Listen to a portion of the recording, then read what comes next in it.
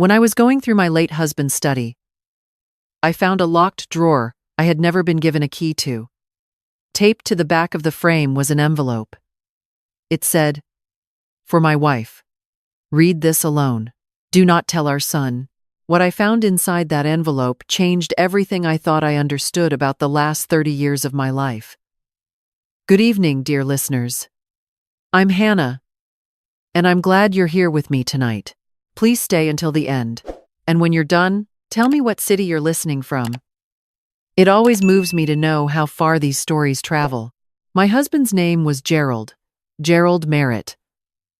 He was a quiet man, the kind of quiet that people sometimes mistake for shyness, but it wasn't shyness. It was precision.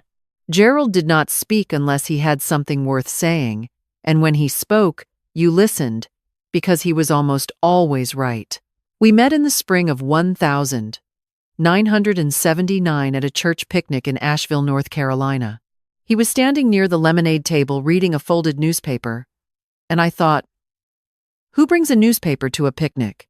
I later learned that was Gerald entirely. He brought what he needed. He was not interested in performing.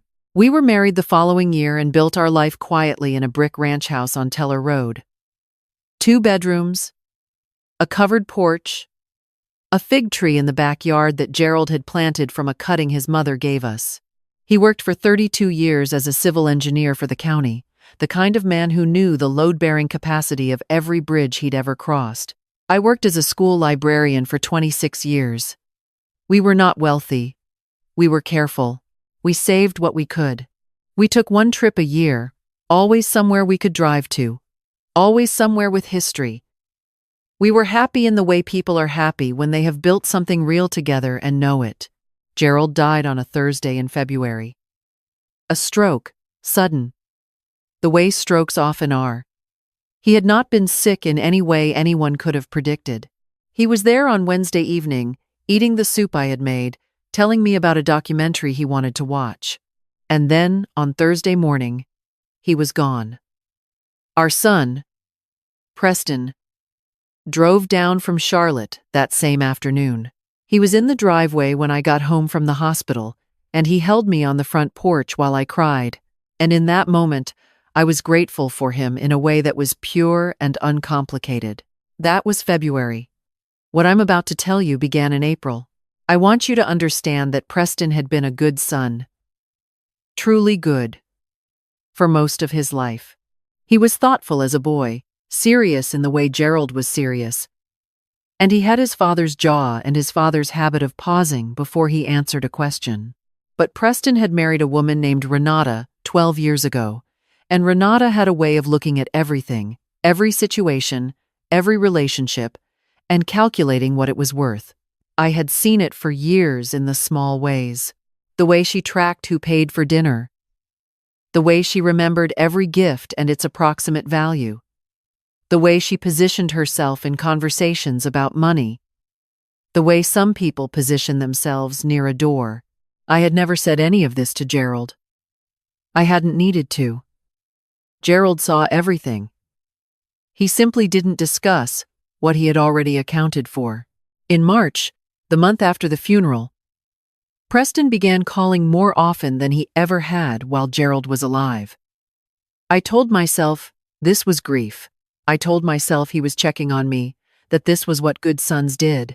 When he mentioned twice that he and Renata had been under financial strain, that the market had not been kind, that his firm had restructured, I told myself he was simply sharing the way people do when they're close to you.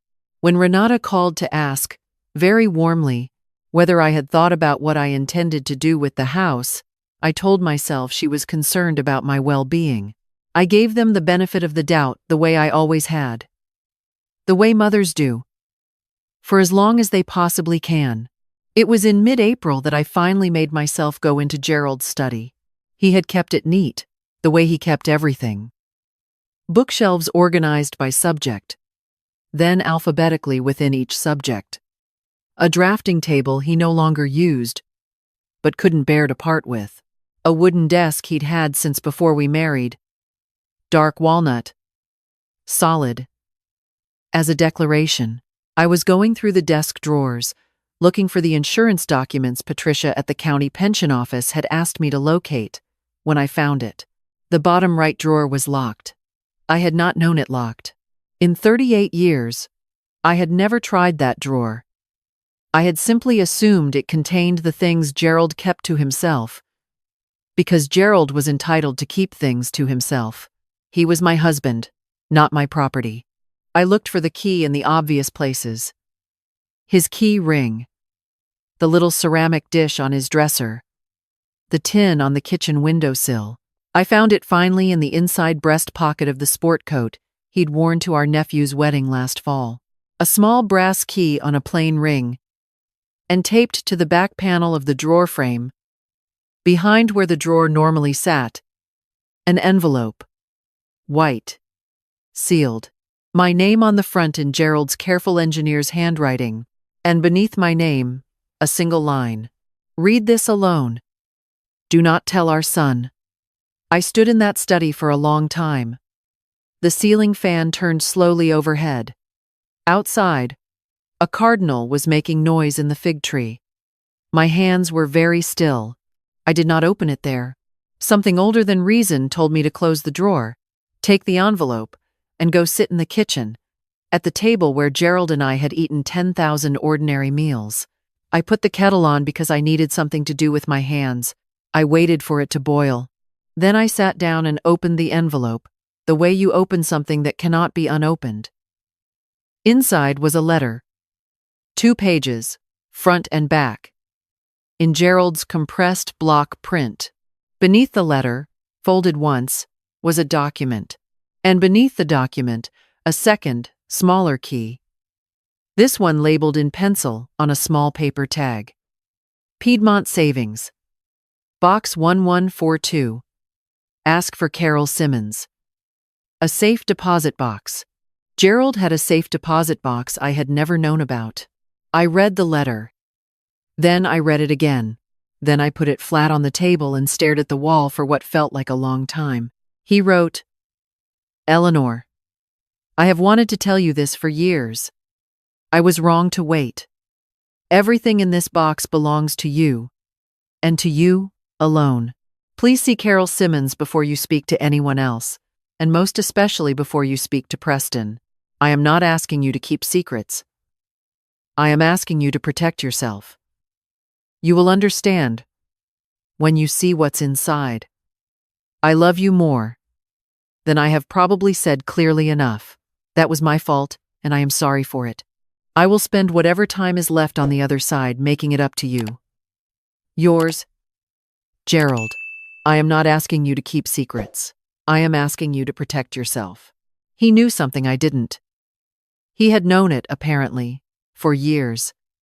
And he had loved me enough to do something about it before it was too late.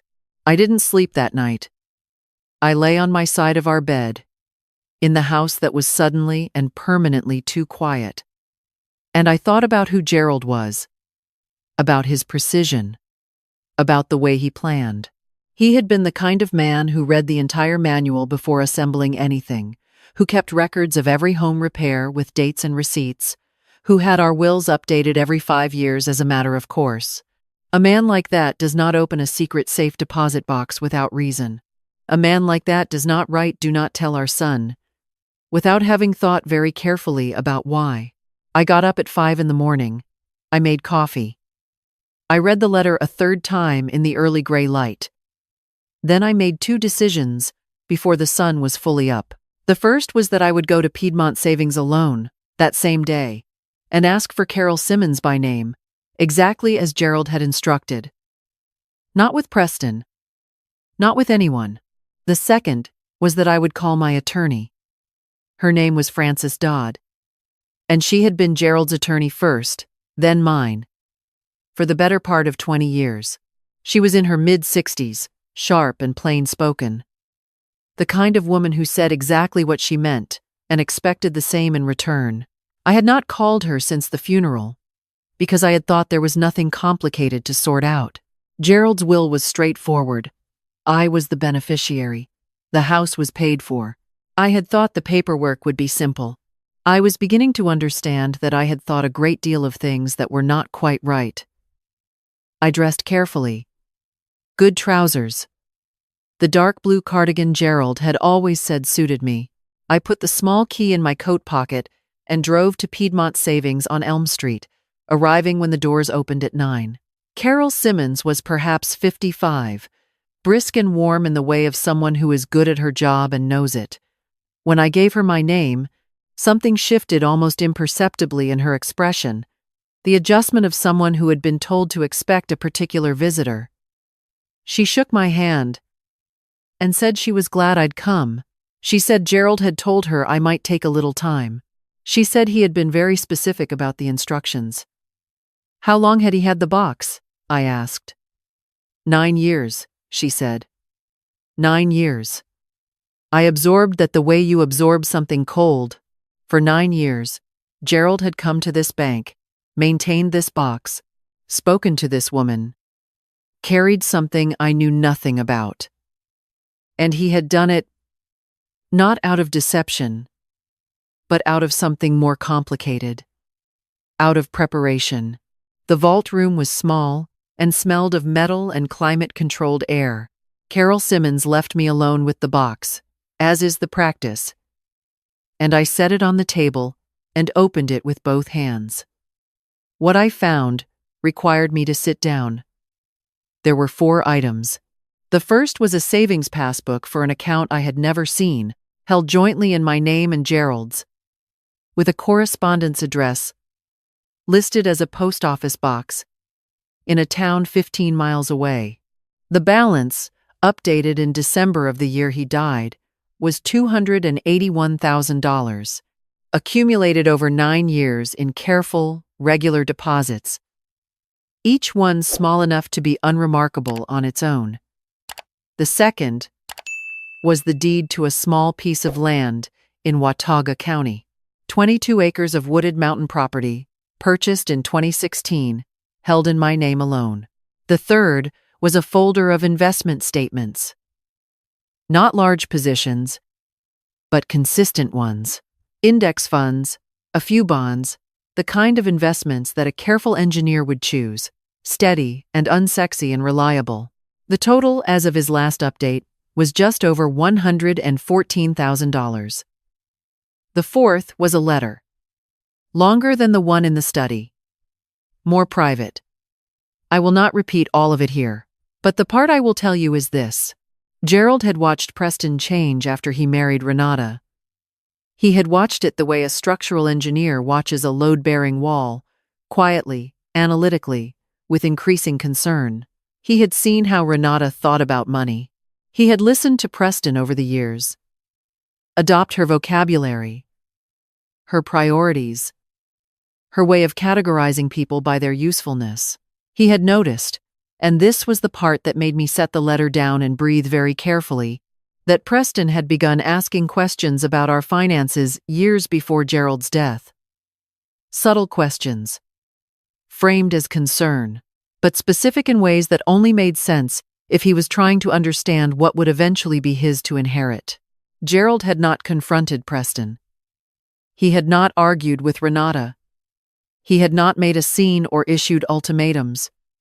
He had simply, quietly, over 9 years, moved money, saved carefully, purchased property in my name, built a wall between what was ours and what someone else had already begun thinking of as theirs. He had done all of this and said nothing, because he believed, and he wrote this plainly, that telling me while he was alive would only cause me pain without giving me power. He wanted to give me both at once. He called it, in his engineer's language, load distribution. He wrote, I have been distributing the load so that when the weight comes, and it will come, Eleanor, you are not standing under it alone. I sat in that vault room for a long time. Then, I photographed every document with my phone. I replaced everything carefully, locked the box, and returned it to Carol Simmons. I asked her to note that I had sole access and to flag any inquiry from any outside party. She nodded as though she had been expecting this too. I drove home with the radio off, thinking. By the time I pulled into my driveway, I understood that what I was facing was not just grief. Grief I had been managing since February. This was something that required a different kind of strength. That afternoon, Preston called. He was cheerful in the particular way of someone who is working to seem unconcerned. He mentioned that Renata had been in touch with a financial planner who specialized in estate transitions. He mentioned, carefully, that there might be tax implications to leaving certain assets unaddressed for too long. He mentioned, very gently, that he only wanted to help, and that he hoped I wouldn't feel like I had to handle everything alone. I thanked him. I kept my voice warm. I was already composing a message to Francis Dodd in my head before the call ended. Francis's office was above a framing shop on Commerce Street, the kind of office that smelled like old wood and good coffee and had never been redecorated because nothing in it needed to be. She was already waiting for me when I arrived. I laid everything out on her desk, the photographs, the passbook, the deed, both of Gerald's letters. I watched her read. She asked 4 questions. Then she was quiet in the way of someone thinking hard and getting somewhere. Gerald was a careful man, she said. The most careful I've ever known, I said. She tapped the photograph of the passbook. Everything here is legally yours, Eleanor. The joint account transfers automatically. The land deed is already in your name alone. The investments will need to go through probate, but there's no ambiguity about ownership or intent. She paused. What you're describing with Preston and his wife isn't a legal threat yet, but careful people recognize when it's being constructed. We should get ahead of it. We spent nearly 3 hours together that afternoon. By the time I left, we had a plan. Francis would file a formal probate covering all assets, including those that had not been disclosed in the original estate filing. Everything would be made transparent, documented, and transferred cleanly into my name. The Watauga County property would be appraised. A financial manager Francis trusted, a man named Douglas Hale, would be brought in to consolidate and manage the investment accounts. And critically, we would create a paper record showing that I had sought independent legal counsel immediately and freely, without influence from any other party. This was the foundation. Everything else was built on top of it. I executed each step over the following 3 weeks. I met with Douglas Hale, who was organized and spoke plainly, and did not condescend to me, which I appreciated. I signed documents at Francis's office. I had the Watauga land assessed. I did all of this while answering Preston's calls warmly and saying nothing. It was Renata who figured it out. I had known it would be. She called on a Tuesday morning. Her voice had changed. The particular warmth she used with me, a warmth that had always had the texture of something manufactured, was gone. She said she had heard, she didn't say from whom, that I had been to Piedmont Savings. She said she understood I was navigating a lot, and that the family only wanted to be supportive. She used the word family 4 times in 2 minutes. She said she and Preston felt that major financial decisions, at a time like this, were really better made together. I kept my voice even. I said Gerald's estate was being handled by my attorney and that everything was proceeding through the appropriate channels. I said she was welcome to have her own attorney review the probate filing when it became public record. She was silent for a moment. Then she said she hoped I wasn't going to make this difficult. I said I wasn't making anything. I was simply handling my husband's estate. Preston called 20 minutes later. His voice had a tightness in it I recognized from his teenage years. The sound he made when he felt he was losing ground. He said he thought we were family. He said his father would have wanted him involved. He said he had a right to know what was in the estate. I said Gerald's will named me as sole beneficiary, and that Preston was welcome to verify this with his own attorney. I kept my voice gentle and my position immovable. Then he said something that made me grip the kitchen counter. He said, "Mom, we know Dad had other accounts that weren't in the original filing.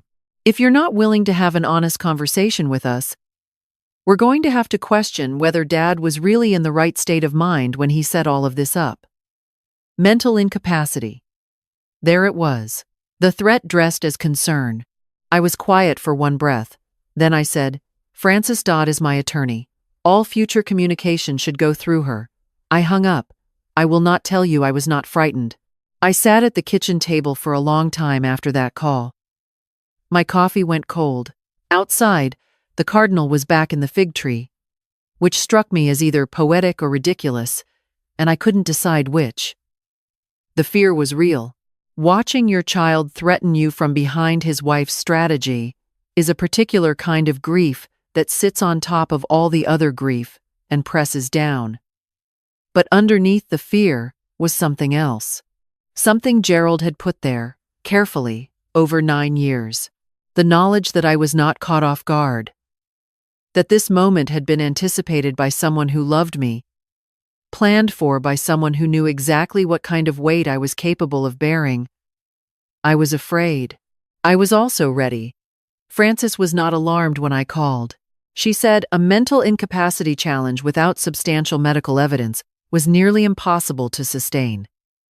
She told me to document all contact from Preston and Renata going forward. She said the next move was theirs and that we would be prepared for it. I took 4 days. I drove to my sister Miriam's house in Boone, up in the mountains, not far from the Watauga land Gerald had bought in my name. I sat on her porch and watched the ridgeline, and let myself be a sister instead of a widow navigating a legal situation. Miriam made soup. She did not ask me a lot of questions. She just fed me and let me sleep, and walked with me in the mornings on the trail that ran along the creek behind her house. I needed that before the next part. When I came back, 2 things arrived in the same week. The first was a flower arrangement. Dahlias and white lilies, the expensive kind, delivered to my door. The card read, "Mom, we love you. We're sorry for how things have been. Can we come for dinner? Preston and Renata." I put them on the porch table and looked at them for a while. They were beautiful. Renata always knew what beautiful looked like. That was not an accident. The second thing was a call from Frances. Her voice had a particular quality I had learned to associate with good news that had been carefully gathered. She told me that Renata had made a mistake. In her communications with a consultant she'd hired, a woman who turned out to have a professional history Frances was well acquainted with, Renata had written several emails laying out her approach. Those emails had found their way, through a sequence of events Frances described as legally obtained, and left at that, into Frances's possession. What they contained was Renata's own thinking, written in her own words, before any of the reconciliation attempts had begun. She referred to the undisclosed assets as the gap we can leverage. She described the plan to approach me with a mediator as a way to get her to the table before she's fully protected. And in one email that I read twice and then set down very carefully, she referred to me as a woman in her 70s who's still in shock and won't see it coming. I sat with that for a long time. I thought about the dahlias on the porch. I thought about every phone call Renata had made to me over the past 2 months. The warmth, like a coat she put on and took off, depending on whether anyone was watching. I did not cry. I had cried about Renata before, in quieter moments, for the marriage my son had chosen, for the years of dinners where I had felt the calculating quality underneath the pleasantness, and said nothing because he seemed happy and I wanted to believe that was enough. I had already done that grieving. What I felt now was the specific stillness of a thing being confirmed. The last piece clicking into place. I called Renata the next morning. I thanked her for the flowers. I said I needed more time before dinner. My voice was warm. I gave her nothing. Preston and Renata filed a petition with the probate court in July, 6 weeks after the threats began. Frances called me before I had finished breakfast to tell me it had landed. She sounded the way she always sounded when something was going exactly as she had prepared for. They were alleging that Gerald had experienced cognitive decline in his later years, and that the undisclosed assets reflected diminished capacity rather than deliberate planning. Her response was a comprehensive document I wish Gerald could have read. It contained his medical records from the last 4 years, including 2 separate cognitive screenings, performed by his cardiologist and his primary physician, both unremarkable. It contained a signed statement from Carol Simmons at Piedmont Savings, attesting that she had met with Gerald regularly over 9 years and had observed no confusion, no inconsistency, no sign of anything other than a sharp and deliberate mind. It contained the Watauga County land records, showing a deed drafted with full legal precision and recorded without error. And then it contained the emails. The hearing was set for a Thursday morning in August. I dressed the way I had learned to dress when I needed people to see me clearly. Navy blazer, good slacks, the pearl earrings Gerald had given me on our 30th anniversary. I wanted to look like exactly what I was. A woman in her 70s who knew precisely what she was doing. The courtroom was small and procedural. These probate hearings usually are. When I walked in, Preston and Renata were already seated, their attorney between them like a seam. Preston looked at me when I entered. Something passed across his face that I couldn't quite name. He looked away. Renata did not look at me at all. She was studying a document in front of her with the concentrated attention of someone who has decided that eye contact costs too much. Frances presented our case the way she did everything, methodically, without performance, letting the documentation speak at its full volume. Gerald's medical records. Carol Simmons's statement. The land deed. The investment ledger. The logical impossibility of attributing that kind of sustained, precise, 9-year record-keeping to a man in cognitive decline. She laid it all out, with the patient efficiency of someone who has prepared thoroughly and has nothing to prove. Then she introduced the emails. Renata's attorney asked for a recess the moment he saw them. The judge granted 10 minutes. I sat still and watched the composed front across the aisle develop its first visible cracks. Renata was speaking to her attorney in a low, rapid voice, her hand making small, tight movements. Preston was not looking at anyone. He was sitting very still, the kind of still that isn't calm but emptied. And I recognized it because I had sat that way myself on the night Gerald died. In the hospital waiting room, before the doctor came out to tell me what I already knew. When the hearing resumed, Preston took the stand. Frances cross-examined him about the specific conversations he claimed demonstrated his father's confusion. She asked him to date them, to describe them in detail. He could do neither cleanly. What he had, I understood as I watched him struggle, were memories of his father being tired and sick and slower than he used to be, the ordinary diminishment of illness and age, which Renata had handed to him and called evidence. He had taken what was true and let it be made into something it wasn't. At one point, he said quietly, "I just felt like my dad wasn't himself near the end," Frances said. "Did you share these concerns with Gerald's physician while he was alive?" A pause. "No. Did you contact any medical professional with these concerns during your father's illness?" "No." "Did you mention these concerns to your mother? At any point before his death?" Preston's jaw moved, the same way it moved when he was 8 years old and working out whether to tell the truth about something he'd broken. "No," he said. "So these concerns arose after your father's death," Frances said. It was not a question. "Yes. Thank you." Nothing further. The judge ruled that afternoon. The petition was denied in full. Gerald's estate remained exactly as filed, wholly in my name, exactly as he had intended.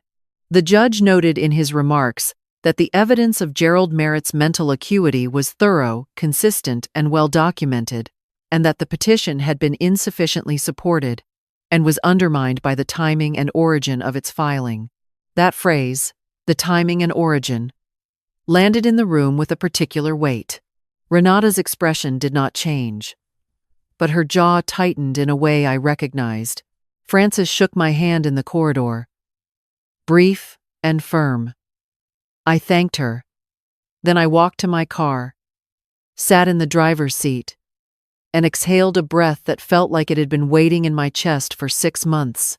Outside, it was an ordinary Thursday afternoon in August. A woman walked a dog. A man loaded groceries into his trunk.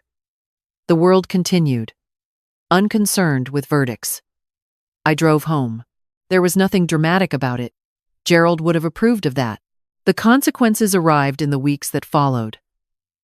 Frances informed me that Renata's attorney had withdrawn from the case. The emails were now public record, attached to the court filing, readable by anyone who looked. Renata had written the words "won't see it coming" about her mother-in-law in a document that was now permanent and searchable. Whatever private justifications she had built for herself, they were not part of the public version. I did not orchestrate what came next. I want to be clear about that. I did not contact Renata's employer or speak to anyone in their professional circle. I had asked Frances to keep the proceedings as quiet as possible throughout. What happened was the result of a court record in a city small enough that professional networks overlap in ways people don't always account for. Renata worked as a regional director at a consulting firm. Within 6 weeks of the ruling, she was placed on administrative leave. The stated reason was unrelated to the case. The timing was not lost on anyone who knew the sequence. She did not return from that leave. I heard this from my neighbor Vivian, who had a connection to someone at the firm. I received the information the same way I had received everything Renata related for years, with the particular sadness of watching someone's choices accumulate into consequence. I had never wanted her humiliated. I had wanted what Gerald left me. That those two things were connected was her architecture, not mine.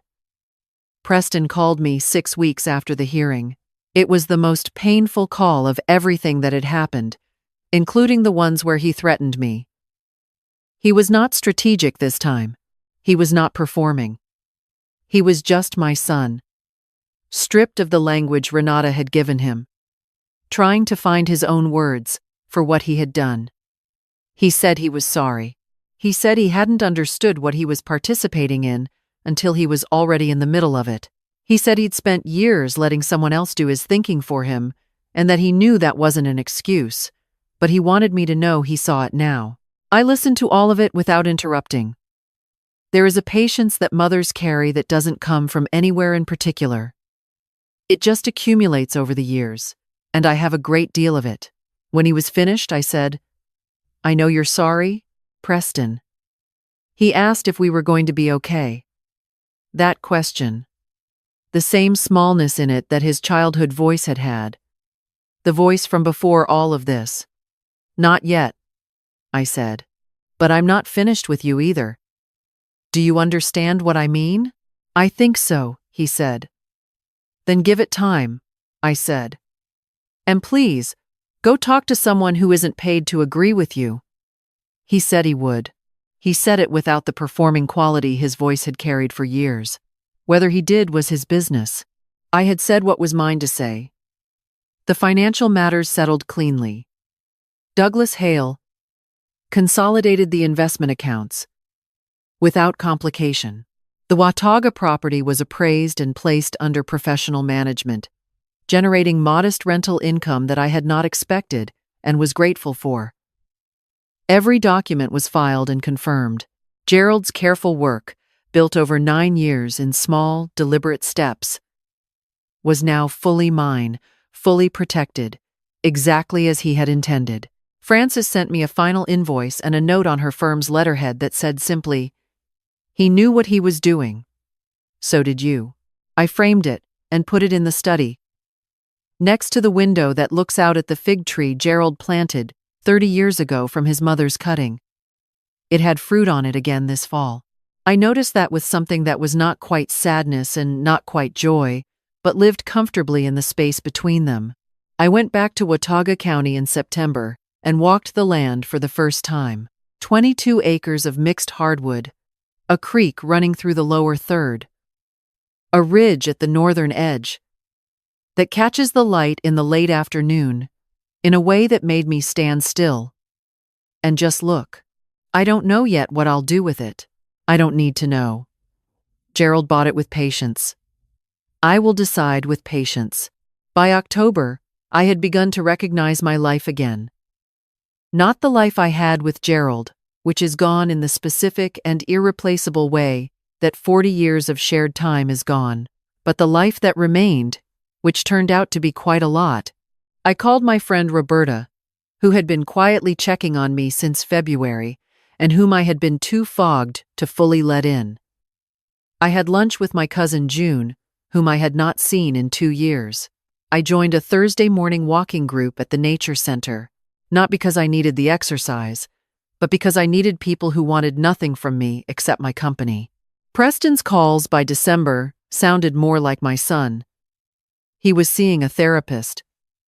He was not asking for anything. He was just calling. And I was answering. I will not wrap that neatly. Some things can't be rushed. Rebuilding is a long series of ordinary phone calls that accumulate, slowly and without ceremony, into something that might one day be trust again. On Christmas Eve, I sat in Gerald's study with a glass of wine and looked at the locked drawer, now unlocked, now empty of everything except the small brass key, which I had put back in it because it seemed right. I thought about a man who had spent 9 years carrying something invisible, who had moved quietly and precisely and without drama, the way he moved through everything, who had known me well enough to know that I would be all right, and had made sure of it anyway. He had been right. I was all right. I want to say one thing plainly before I go. Gerald did not protect me because I was weak. He protected me because he paid attention. There is a particular cruelty in looking at a grieving woman and seeing an opportunity. It assumes that loss makes people smaller. In my experience, it does the opposite. Grief strips everything unnecessary away and leaves what remains standing. What remained standing in me was more than anyone had counted on. Walter had understood that. I came to understand it too. If this story moved you, leave a comment and tell me where you're listening from. Share it with someone who needs to hear it. And if you've ever had to stand your ground for something that was rightfully yours, I'd like to know. I'll be here,